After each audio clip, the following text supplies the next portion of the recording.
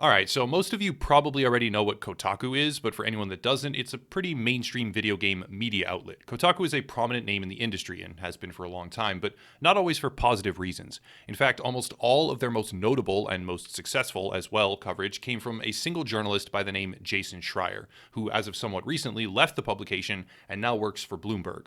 Why on earth anyone would want to work for the gaming section of Bloomberg, who pretends as hard as Jason to be an advocate for unions and worker treatment especially, is totally beyond me. Bloomberg being owned by a billionaire of the same name, who routinely muzzles and fires women in his employ and has numerous sexual harassment lawsuits in his name.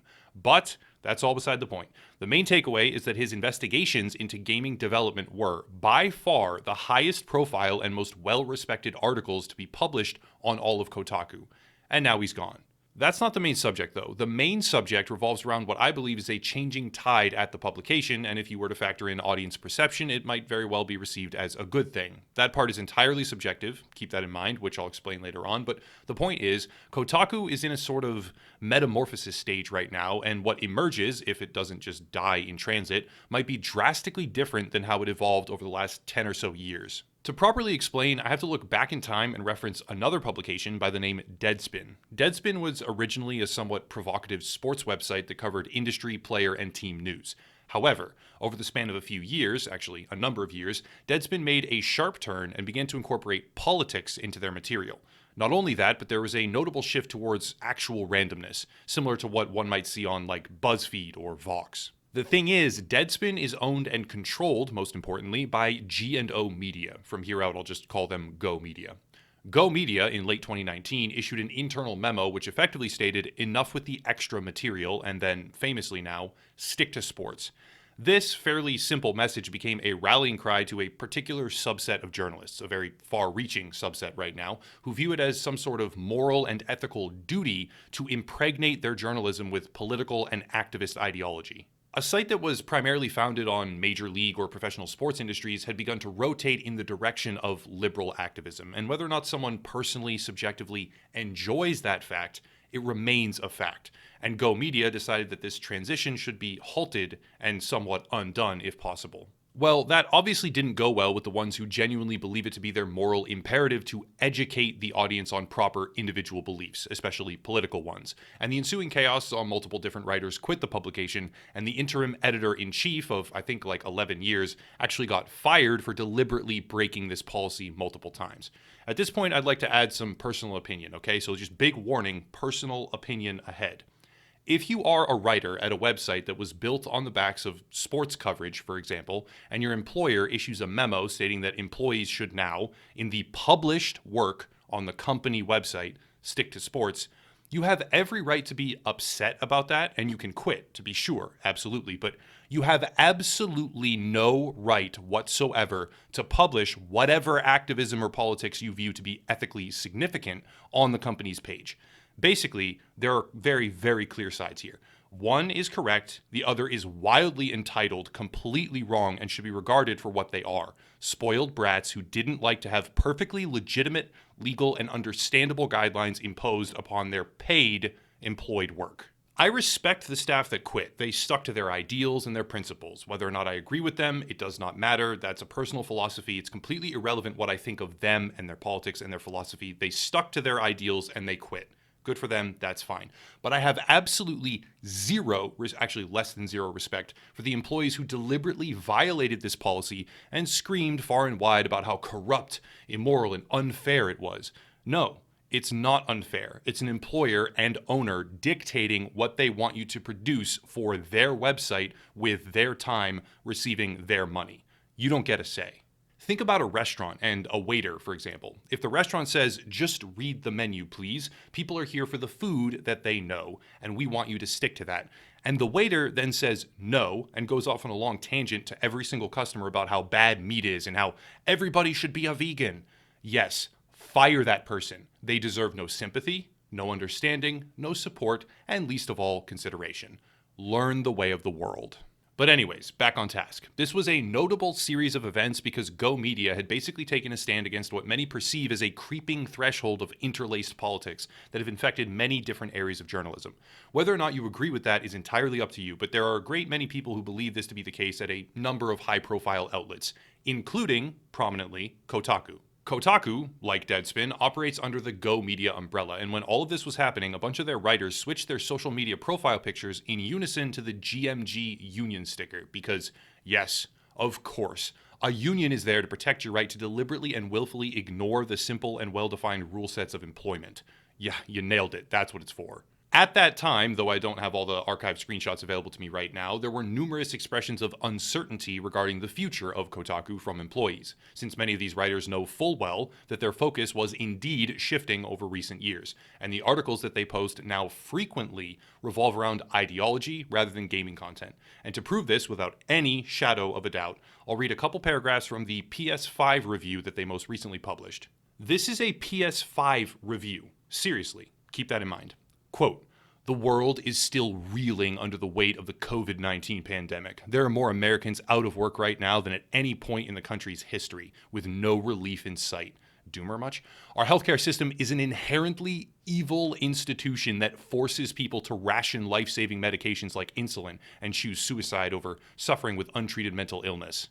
As I'm writing this, it looks very likely that Joe Biden will be our next president, but it's clear that the worst people aren't going away just because a new old white man is sitting behind the Resolute desk. Well, at least not this old white man.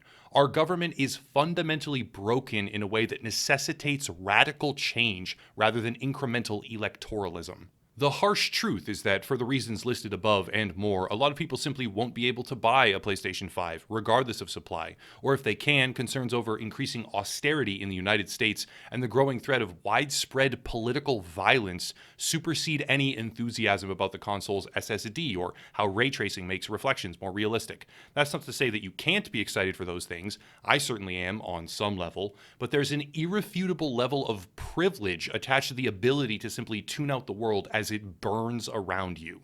Yeah, okay, so that's the type of content that they want to push. That's the atmosphere cultivated within Kotaku as a normal way to review console hardware, and the examples are numerous. Their Xbox Series X review basically just focused on how the heating vent triggers the writer's trypophobia, and so it should be changed because it's triggering. And that's just the more recent stuff I actually took the time to read. There's a whole lot more, and it just keeps coming. Effectively, those expressions of apprehension towards Go Media when they dictated to Deadspin that the writers should stick to sports is not misplaced or unjustified. It's perfectly understandable because they do the exact same thing, only far worse. However, the infrastructure that supports that skewed coverage and that deliberate emphasis on activist political narratives within Kotaku might be crumbling. Today, Stephen Totilo, editor-in-chief at Kotaku since 2009, I believe, posted a lengthy goodbye to the site as well as Twitter, stating that this was his last day at the outlet. Now, I was unable to find a deeper indication of exactly why that's the case, but some of his words help explain the multi-year philosophical change that has become all too obvious at the publication in the recent past. It's a bit long, but I'll read off the relevant paragraphs because I do think it's important in this case. Quote, "The point of all our sites was to get closer to the truth. At Kotaku, the truth involved games and game culture. We were to deliver the ideal, as articulated by Gawker founder Nick Denton, of the real story. He expected us to show the public the reality that reporters of the establishment press didn't put in the paper but told each other after hours at the bar, or get as close to that as we could. I liked that directive from Nick, definitely more than the one where he suggested we run pictures every day of people making faces playing games. Thanks for the suggestion, boss. That journalistic value wasn't unique to Gawker Media, but the fervor to pursue it will forever motivate me. I hope it continues to drive the staff of Kotaku, current and former, to always dig deeper, always shun artifice, always work harder to bring the reader in on what you know, always find more ways to be real." Over the years, I had a lot of hopes for Kotaku, for our reporting to get to necessary details that otherwise wouldn't see the light of day, for our criticism to improve our appreciation and thinking about a still barely understood medium. Barely understood medium? Like, okay, whatever, fine. Chief among my goals was to challenge people's expectations about what a big gaming site would write about and who would write it. I was inspired by small sites and brave voices, especially those from the groundbreaking website The Border House, which recognized the need to cover politics and people, and to reach and address a diverse readership at a time when the big outlets were not doing so. Year after year, I was motivated by bold staffers who covered taboo topics because they mattered. I wanted a Kotaku that felt daring and inclusive, one that would make a more diverse set of readers feel welcomed and seen by the site. I hope we made some progress there. There's still so much more work to be done. End quote. So on its face, that's fairly nondescript, but if we focus in on his social media postings prior to that moment and also the name Border House, the dots finally begin to connect. 15 hours before his farewell posting, Stephen Totilo had a separate thread on Twitter reading as follows, quote, "Thinking about how inspiring the Border House blog was back in the day. In 2009, further quote, the Border House is a blog for gamers. It's a blog for those who are feminist, queer, disabled, people of color, transgendered, rich, poor, middle class, gay, lesbian, and others who belong to marginalized groups as well as allies. Our goal is to bring thoughtful analysis to gaming with a feminist viewpoint and up-to-date news on games, virtual worlds, and social media." End quote. If we then go look at the archive link he provided, we are able to see the type of content that Border House routinely created. An entire article about how female players in StarCraft II forums got insulted. An entire piece on why women in narrative storytelling are used as props and subjected to events purely for the main character's progression, nothing more. A full article about offensive names in World of Warcraft. That is literally just an explanation of how the author sits at her computer for lengthy periods of time, finding names in World of Warcraft to report, and even went on the forums and found a GM email address to send these complaints to. Hopefully it's starting to sink in now that the Border House is a pretty effective canary in the coal mine for what Kotaku would eventually become, under the direction of Stephen Totilo. In fact, he straight up acknowledges that this was his inspiration, almost a blueprint, if you will. If we recognize that he was the editor-in-chief at Kotaku for almost 12 full years, the direction of the site and its current schism between audience interests and integrated political activism start to make a lot more sense. And knowing that there has been tremendous pressure downward from Go Media with regards to reshaping that current trajectory, seeing the 12-year chief editor, whose blueprint closely mirrors what Kotaku became, to the dismay of many in its audience, seeing him leave, well, we might be witnessing the tides change. I recently did a separate video about unsustainable expectations in world building, primarily focusing on D&D and tabletop role-playing fantasy worlds, where imperative sensitivity can actually kill creative potential. The idea was that we may be witnessing the social pendulum, if you will, begin to slow down, even swing back the other way. And this kind of departure from Kotaku significantly reinforces that assumption. Though pendulums, as they do, swing out to one side way too far every single time, you want them to stay in the middle. That's probably where it should be from a social perspective, but it's probably not going to stay there. And whatever. It's a long way to go before they return to form with journalism that captures the objective interest of a more complete audience without alienating people with every single posting, practically. But when the man whose pen approved almost every single article that drove division for the past decade resigns, when he resigns, it opens the door for something better in the future. Either way, that's about it. If you want support, please check out Odyssey. It's a YouTube platform alternative with a sign-up link down below, so click that. It's free and offers way more support for its creators if you watch the content there. Also Locals, which is like Patreon for those that want to subscribe monthly. Merch, social media, another YouTuber to check out as well, but I'll cut it there and stop rambling. As always, thank you all for watching, and have a nice night.